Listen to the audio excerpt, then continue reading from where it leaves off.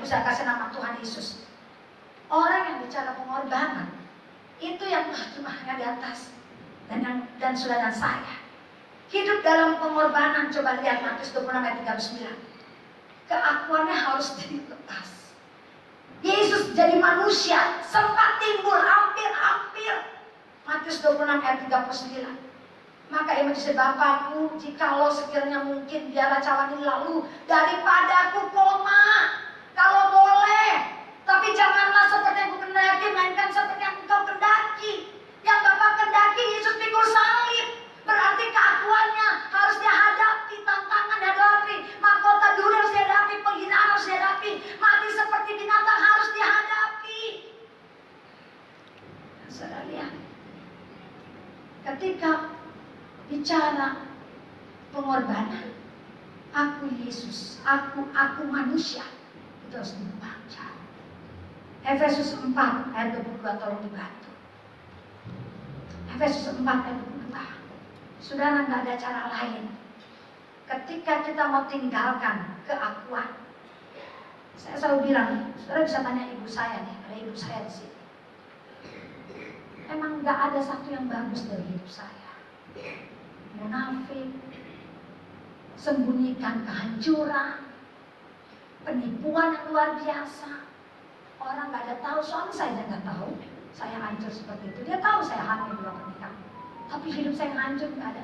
Kalau bukan Roh Kudus yang bicara, saya juga nggak akan pernah bukan siapa saya. Tapi lihat, yaitu bahwa kamu berhubung dengan kehidupan kamu yang dahulu harus menanggalkan manusia lama, yang menemui kebinasaannya oleh nafsunya yang menyesatkan. Yesus sudah selamatkan Bapak, Ibu, dan saya. Dia sudah datang ke dunia. Tetapi kenapa hidup kita nggak berubah-ubah? Kenapa kita balik terus ke jalan Herodes? Karena kita nggak mau tinggalkan hidup lama.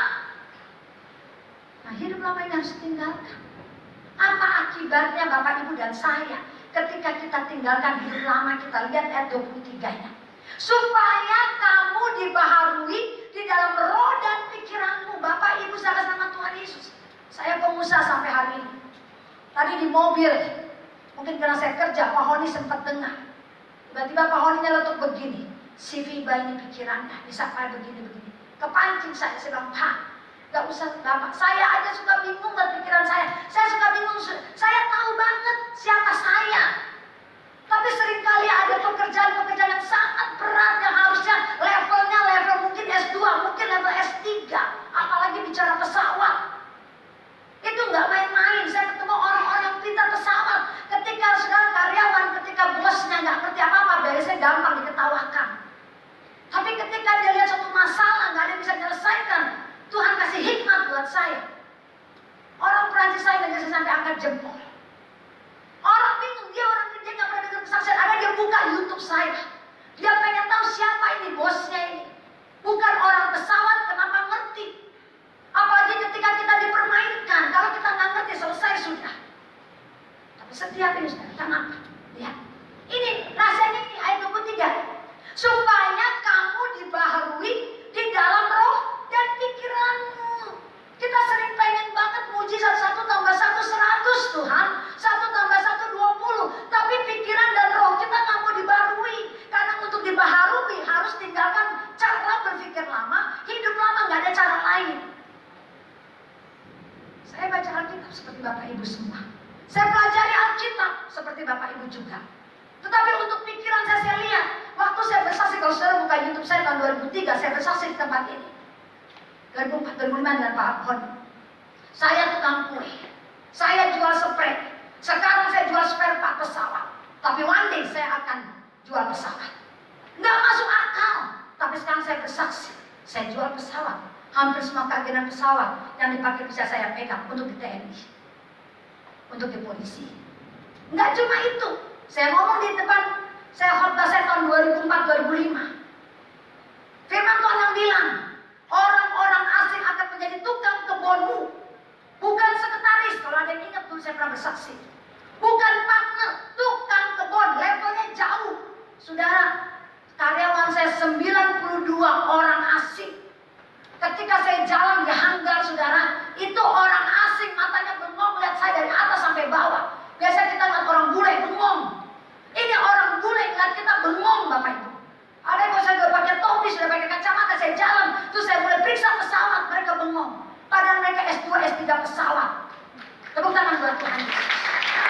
Firman Allah, gak masuk akal. Kesaksian 2005 terjadi sekarang. Bahkan firman Tuhan juga katakan, ketika ekonomi saya, tadi kata Pak Honi bukan nol, hampir nol. Udah gak masuk akal.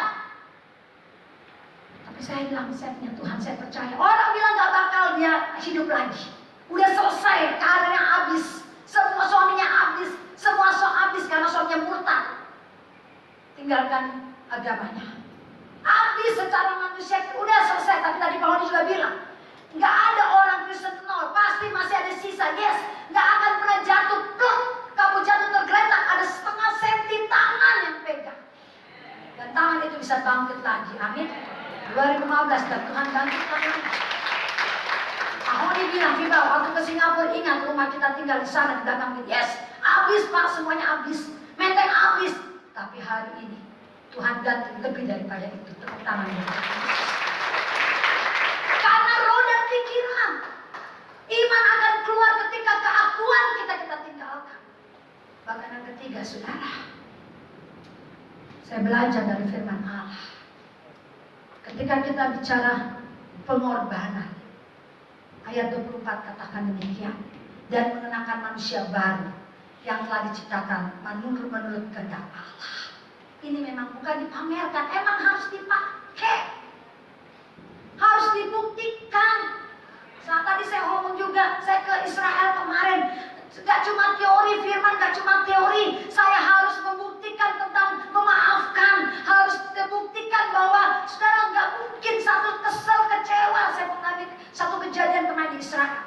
Tapi firman Tuhan kata praktekkan, jangan teori. Saya cuma bilang begini, baru lagi belajar firman, baru ngomong khotbah depan K3, baru khotbah di depan departemen kerohanian. Sekarang di Israel enak-enak firman harus dipraktekkan. Ini bukan ngomong kecil, ngomong uang yang ratusan juta, saudara.